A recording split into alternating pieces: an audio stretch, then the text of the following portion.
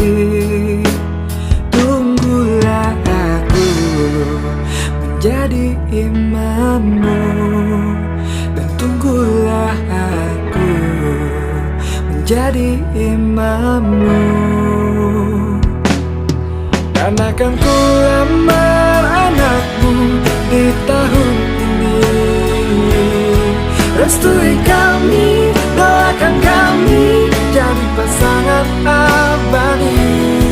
Dan akan ku tanggung jawab kebutuhannya, lahir batinnya, jiwa raganya, agar ia bahagia dulu-dulu.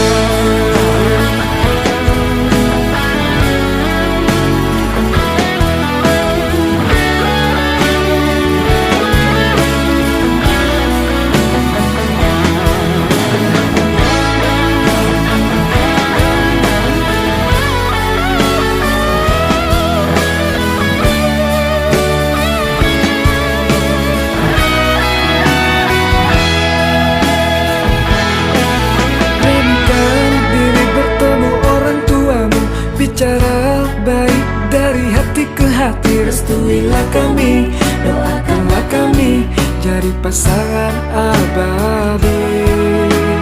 Tunggulah aku menjadi imammu.